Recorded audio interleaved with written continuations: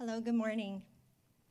As I reflect on what God has been doing in this season in my life, I realize that he's been teaching me new meaning to Ephesians 2:10, which states, "For we are God's handiwork, created in Christ Jesus to do good works, which God prepared in advance for us to do."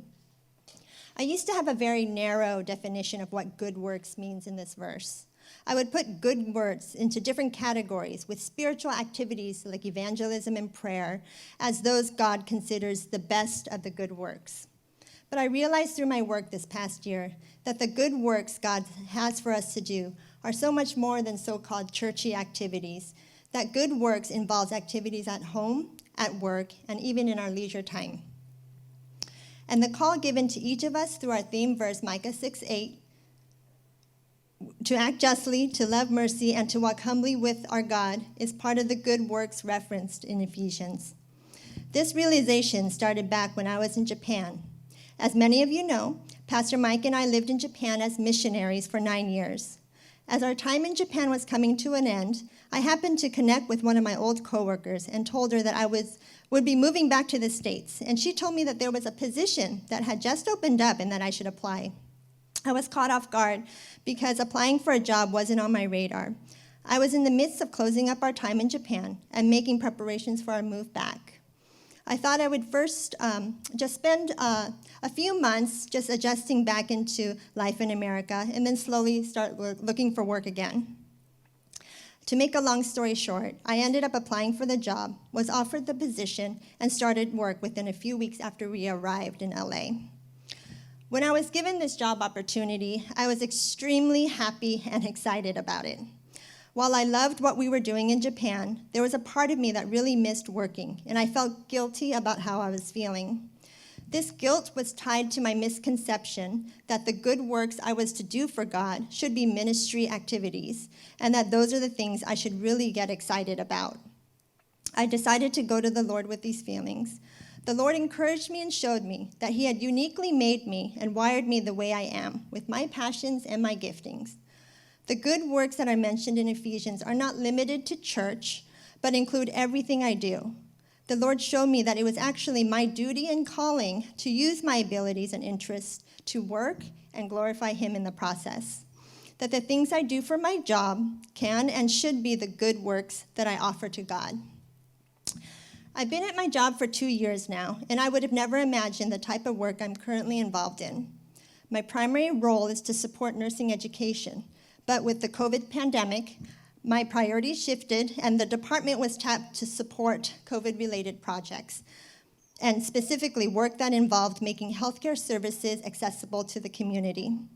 One project I was involved in started in early January, where I was part of a team that was tasked to set up a mass COVID-19 vaccination site. Our goal was to vaccinate as many people as possible and to do so in an equitable manner, especially in light of the current social barriers and challenges. In our planning, we had to look at things through a different lens that supported and enabled equitable vaccine distribution. The decisions we made needed to align with our priorities to reduce disparities, increase access, and improve vaccine confidence.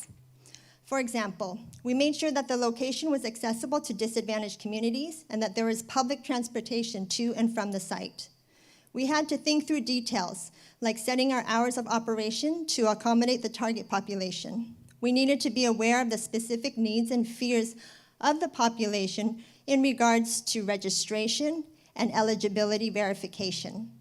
We also studied the population that was hesitant to get the vaccine and created educational materials to combat the misinformation that was out there. I'm happy to report that since the beginning, back in February, we have vaccinated close to 300,000 people. The most rewarding part of this whole project was being able to see and talk to the patients. People in healthcare have said that the happiest place to be right now is at the vaccination sites, and I completely agree. The atmosphere at the site is like a party with people congratulating each other.